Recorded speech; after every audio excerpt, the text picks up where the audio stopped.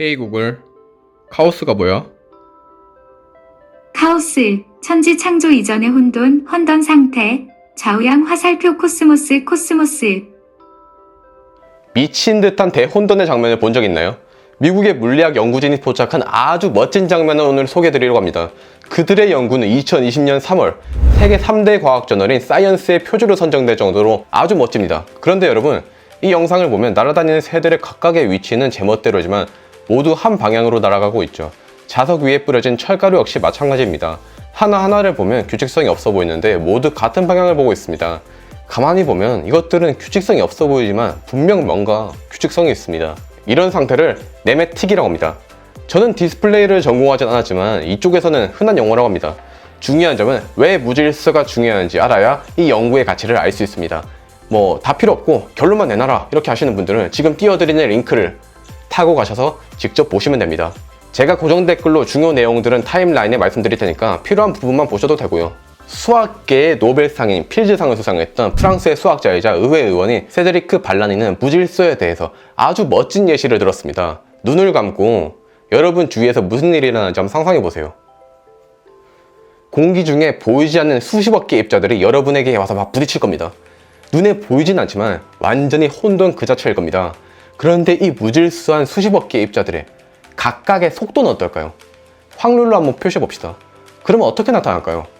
이 영상은 무작위로 구슬들을 넣고 규칙성 없이 흔들어 주기만 했는데 기가 막히게도 가우스 곡선이 나왔습니다. 이 곡선이 의미하는 것은 평균값이 가장 높은 확률을 나타내며 평균에서 멀어질수록 그 확률은 낮아진다. 이걸 의미합니다. 멀리 갈 것 없이 2018년 병무청에서 실시한 한국 남성의 키 분포를 보시면 구슬들이 모여있는 모양과 정확하게 일치하는 것을 볼 수 있습니다.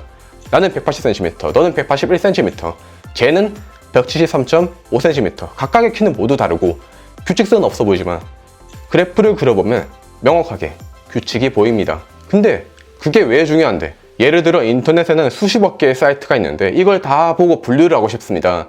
그런데 사이트들은 각각 다른 주제를 가지고 있는 무질서한 상태죠. 이걸 어떻게 다 확인해야 될까요? 컴퓨터가 확인을 해야겠죠. 근데 컴퓨터에게 어떤 알고리즘을 넣어줘야 합니까? 너무 무질서한데요. 어떤 사이트는 몬스터 헌터 게임 가이드를, 어떤 사이트는 뉴스를, 어떤 사이트는 SOD 일본 영상들을 보여주고 한국 SOD는 과학기술을 자기 얘기 이렇게 섞어가면서 하고 있고요. 공통점이 없잖아요. 그럼에도 분명 이 모든 무질서를 쉽게 설명해줄 알고리즘이 존재할 겁니다.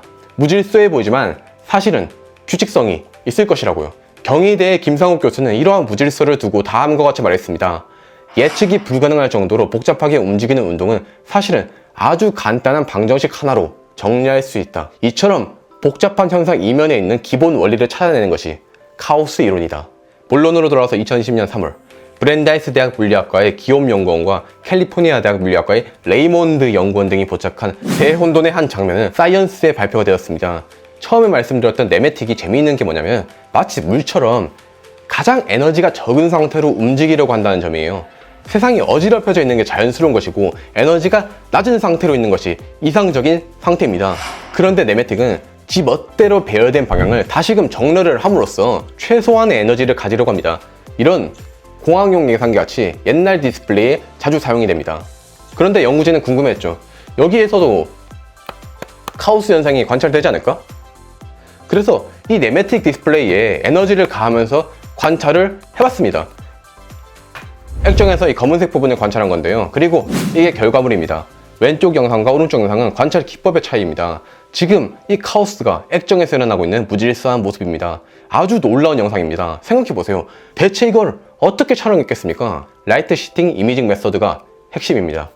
왜냐면 지금까지 이런 영상을 보지 못한 데는 여러 가지 이유가 있지만 쉽게 말해서 해상도가 부족했기 때문이거든요.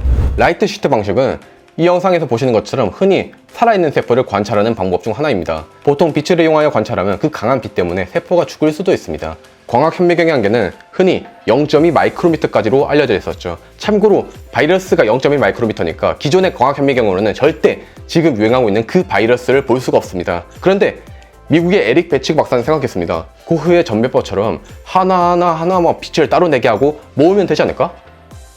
그리고 그렇게 하니까 됐습니다.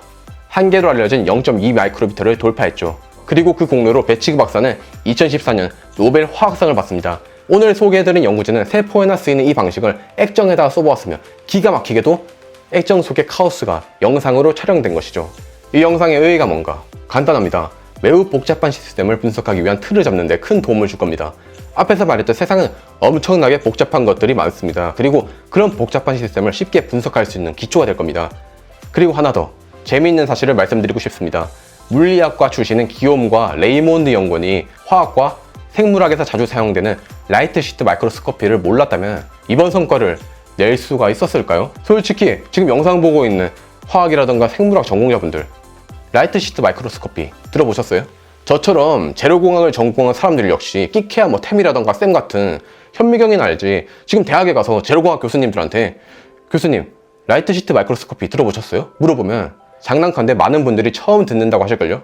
저는 이 연구를 보면서 미국은 학문 간의 상호 교류가 상당히 잘 되는 것인지 아니면 어릴 때부터 통섭적인 사고를 하도록 도와주는 건지 대단하다는 생각이 들었습니다. 솔직히 저 역시 이번에 라이트 시트 마이크로스코피 처음 들었습니다.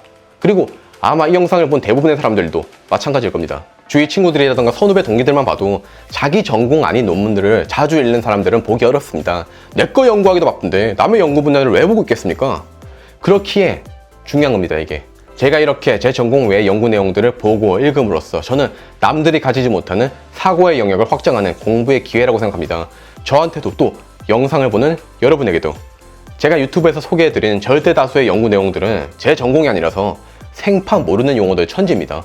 그럼에도 유튜브 컨텐츠를 위해서 꾸역꾸역 보고 있습니다. 근데 웃긴 게 처음에 논문 딱 볼 때는 와 이번 논문도 모르는다는 천지네 이거 어떡하냐 이러다가 한 10시간 정도 논문 보면서 공부하고 또 관련 자료 찾고 스크립트 보고 이렇게 하다 보면 와 그래도 생판 모르는 거 하나 배웠네 이런 생각에 뿌듯합니다.